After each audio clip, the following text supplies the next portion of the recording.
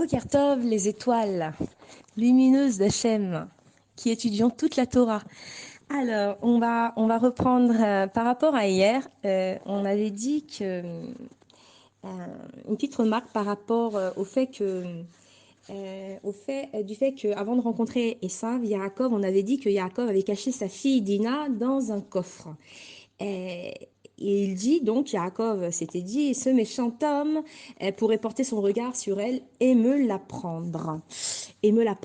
Alors ici, je voulais rajouter autre chose, selon Rashi et la Torah Tmima, que Yaakov l'avait cachée dans un coffre pour qu'Esav ne porte pas ses regards sur elle. Et que c'est pourquoi Yaakov fut puni pour l'avoir refusée à Esav alors qu'elle aurait pu la mener au repentir. En conséquence, nous verrons plus tard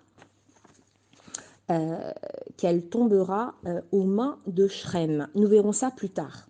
Alors, il faut savoir en règle générale, explique la Torah Tmima, qu'un homme n'a aucune obligation d'accorder la main de sa fille à un méchant pour qu'elle le fasse revenir sur le bon chemin. Pourquoi? Parce qu'elle risque au contraire d'être entraînée sur la mauvaise pente par son mari. Mais ici, en l'occurrence, Yaakov était certain que Dina pourrait exercer sans dommage une bonne influence sur sur Esav. Donc, mais comme il n'aimait pas, en fait, il n'aimait pas assez son frère ennemi, il n'a pas voulu l'aider à se repentir. Et c'est pourquoi qu'il sera puni par son refus. Hachem lui dira plus tard, ah, tu n'as pas voulu accomplir un acte généreux envers ton frère circoncis et lui donner Dina en mariage. Eh bien, je te fais le serment qu'elle sera prise sans cérémonie de mariage par un homme incirconcis. Voilà. Donc Dina, en fait, le Midrash nous ajoute autre chose, c'est que Dina était si extraordinaire qu'elle aurait pu entraîner Esav à faire tchouva. Et c'est l'influence de la femme, justement, qui dirige la maison. Alors ici, donc, on poursuit donc dans la paracha Vayishlach, que Yaakov et sa famille donc traversent la rivière Yabok, qui s'appelle Yabok. Et on voit ici que Yaakov retourne tout seul pour voir s'il n'avait rien oublié. Alors, pourquoi? Parce qu'un tzaddik chérit toujours la moindre de ses possessions et il ne va pas la gaspiller, car chacun de ses biens a été acquis de façon honnête. Donc de l'autre côté de la rivière, Yaakov va rencontrer un homme. Il va rencontrer donc un homme qui semblerait être un berger. Et comme Yaakov, il avait lui aussi des troupeaux de moutons et de chameaux. Alors il suggéra à Yaakov de l'aider à porter ses affaires de l'autre côté. Et puis il lui propose de l'aider à son tour à transporter les siennes. Et ce qui se passe, c'est que l'étranger donc va transporter toutes les affaires de Yaakov de l'autre côté de la rivière en un éclair. Et quand vient le tour de Yaakov de l'aider à traverser les chameaux, chaque fois qu'il revient, il en trouve d'autres. Alors, il fait traverser ce qui reste des moutons du berger, mais à son retour, euh, la scène se reproduit. Il trouve de nouveaux troupeaux et Yaakov va et vient dans la nuit et sa tâche n'a pas de fin. Finalement, Yaakov va dire à cet homme, mais tu dois être un magicien pour accomplir ce genre de prodige. Alors il le traite de magicien. Mais cet ange, en réalité, est un envoyé d'Hachem. Et il lui dit, je vais te montrer à qui tu as affaire. Et il veut lui faire peur. Il enfonce son doigt dans la terre. Et voilà qu'un volcan de flammes va surgir. Mais Yaakov n'a pas eu peur. Et il lui dit, ah, crois-tu que tu vas m'effrayer? Je suis tout entier de feu.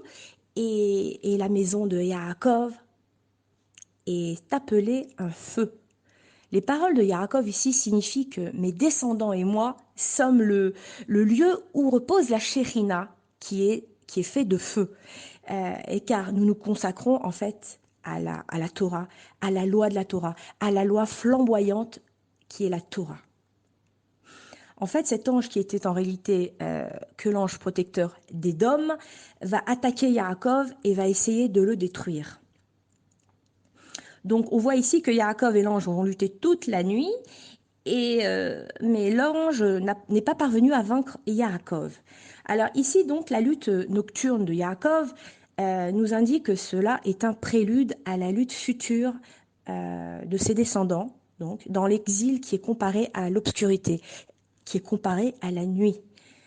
En fait, les nations essaient de nous séduire, essaient de séduire le peuple juif en nous promettant monts et merveilles, et pour que nous abandonnions la Torah et que nous nous joignions à la grandeur et aux honneurs de recevoir de l'autre côté.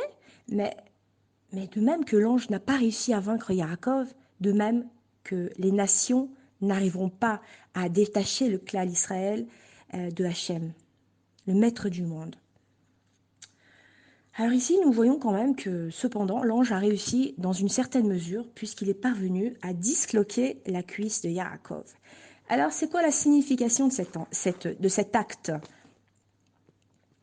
Cela souligne le fait que, durant certaines périodes de l'exil, les descendants de Yaakov seront persécutés à un tel point qu'ils seront proches de l'extinction. Et on le voit durant beaucoup de les périodes qui vont suivre, l'histoire, notre histoire, toutes les persécutions et toutes les exécutions à cause de notre foi, de notre émouna en Hachem.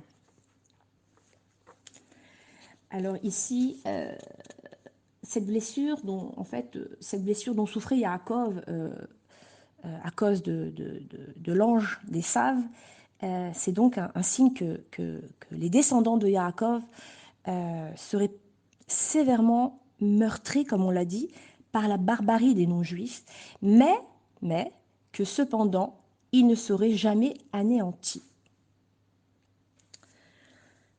Voilà pour aujourd'hui. Nous continuerons la suite de notre paracha Vaishlach demain. Et nous verrons que, bien sûr, Yaakov va sortir victorieux de ce combat avec cet ange des Saves. À demain, les filles.